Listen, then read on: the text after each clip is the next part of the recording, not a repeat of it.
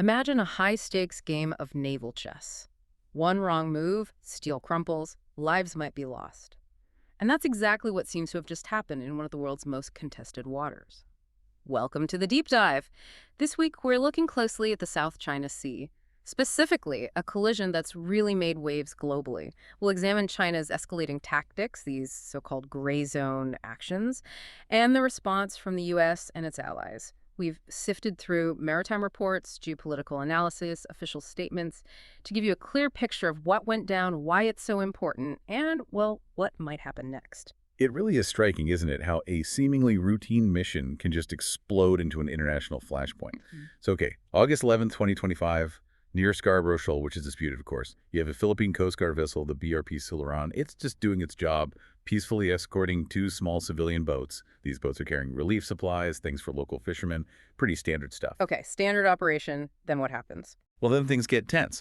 Suddenly, they're aggressively pursued, harassed even, by two much larger Chinese vessels.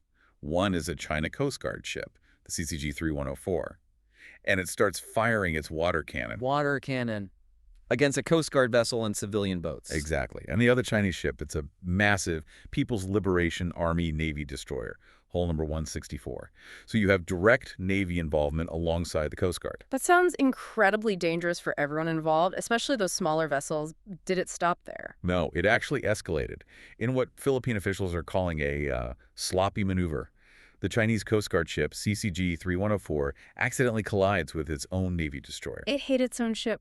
Seriously. And the impact wasn't minor. Sources describe steel crumpling at the cutter's bow, buckling inwards. The destroyer got long, jagged scrapes down its side. It really highlights the risks here. I mean, these aggressive close-quarters tactics, they're just inherently dangerous, sloppy even. And potentially deadly. There were reports, unconfirmed reports about casualties, weren't there? Yes, that's perhaps the most concerning part.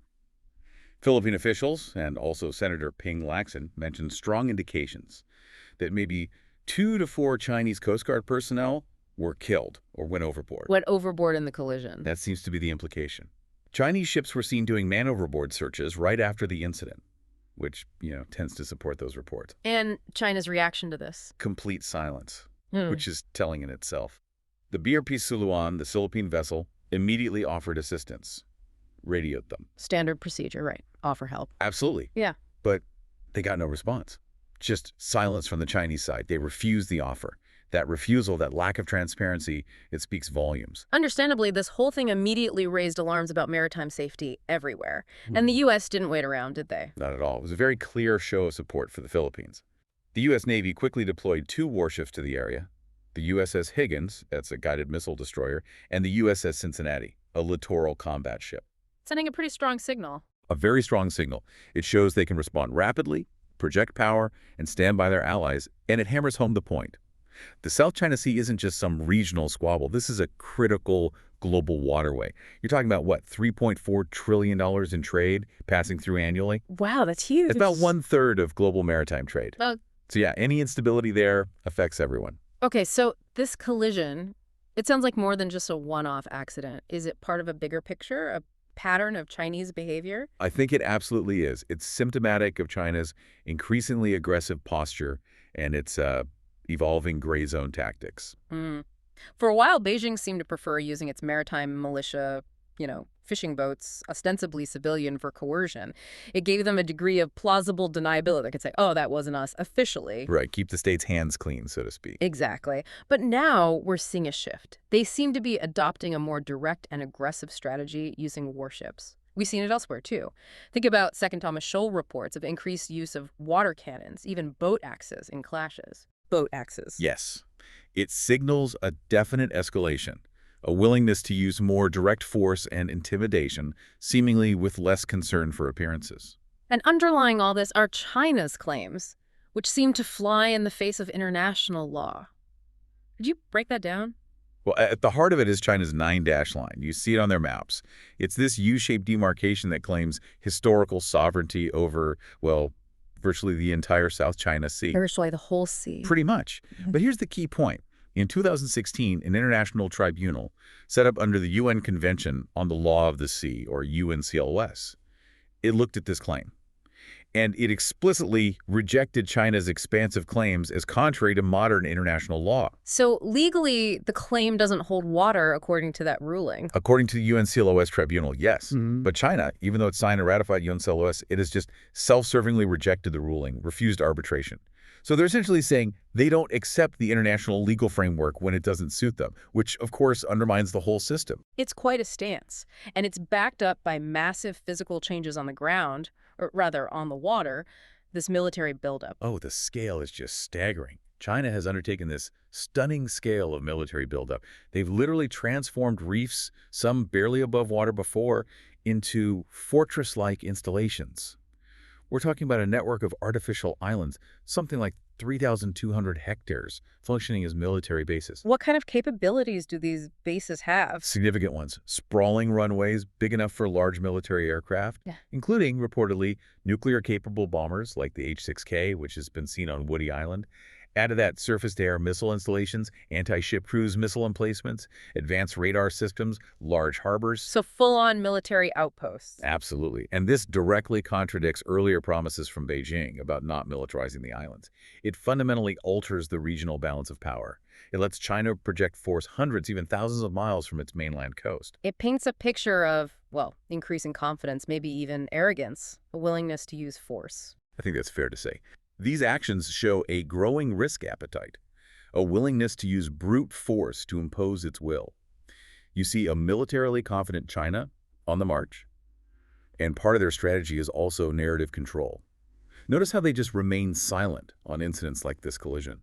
Right, the refusal to even acknowledge it or the offer of help. Exactly. Or they frame aggressive actions, like using water cannons, as simply lawful enforcement within what they claim are their territorial waters. Regardless of international law, regardless of the evidence, it's about controlling the story.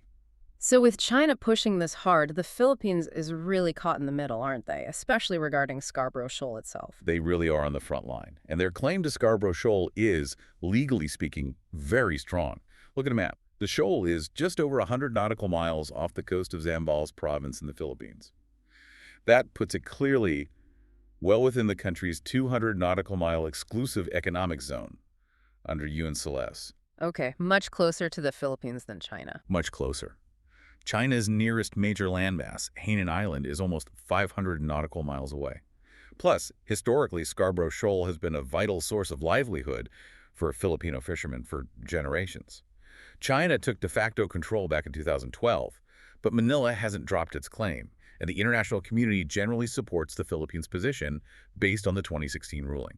And this pressure from China, it seems to have really solidified the Philippines' relationship with the U.S. It certainly has. For years, Manila tried to, carefully hedge between the superpowers, play both sides a bit. But now, they find themselves increasingly dependent on American support to push back against China's ambitions. It's a noticeable strategic shift. How is that shift manifesting itself? Well, the Philippines is now signaling it wants more robust countermeasures. Yeah. Things like potential joint patrols and maybe even joint resupply missions with the United States, especially if the harassment continues. It shows they're looking for concrete actions, deepening that alliance to deter China. And there's another layer to this, isn't there? The Taiwan issue. How does that connect? That's a really critical link. China's actions in the South China Sea aren't just about the South China Sea. Sources suggest it's partly a response to not only Manila's transparency initiative, basically, calling out Chinese actions, but also growing involvement in another thorny dispute, namely Taiwan. How is the Philippines getting involved with Taiwan? Well, President Ferdinand Marcos Jr. recently made a very strong statement. He said it was inevitable that the Philippines would be involved in any U.S.-led response if China were to invade Taiwan. That's a huge statement. It is, and it's backed by actions. Manila has given the U.S. expanded access to military bases, including some in the far north, closer to Taiwan. They've hosted temporary deployments of advanced U.S. missile systems, held multiple large-scale war games with the U.S. near Taiwan. All of this has clearly spooked Beijing. They see the Philippines potentially becoming a platform for the U.S. in a Taiwan scenario. Which brings us back to the U.S. response to the collision. It wasn't just about the collision itself, then. It reinforces the broader commitment. Sending the USS Higgins and USS Cincinnati wasn't just symbolic. Washington has been very clear, consistently stating it is obligated to defend the Philippines if Filipino forces come under an armed attack, and that explicitly includes attacks in the South China Sea. And that's a long-standing commitment. Yes, this clarification about the South China Sea dates back to the first Trump administration, showing bipartisan U.S. resolve. Remember, the Philippines is America's oldest treaty ally in Asia. That treaty means something. And it's not just the U.S. and the Philippines concerned here. What's the reaction from other countries in the region and beyond? There's been significant international outcry, particularly from key partners. Japan, Australia, New Zealand, they've all expressed alarm over what they call China's dangerous and unprofessional conduct. They're all calling for de-escalation, restraint, and respect for international law. So a united front from allies. Pretty much. It signals to Beijing that its actions are seen as destabilizing not just by the U.S., but by a wider group of nations invested in regional stability and a rules-based order. Okay, let's try to wrap this up.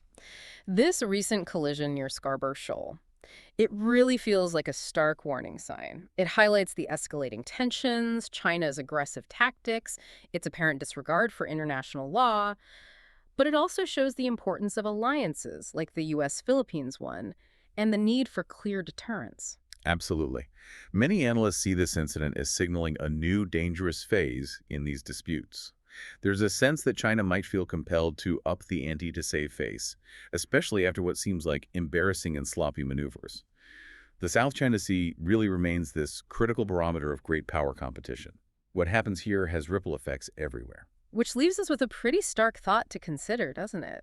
This collision really lays bare a choice for the international community. Are nations going to stand together, uphold international rules, use alliances to deter aggression, or are we going to see a might-makes-right approach take over in these vital global waterways?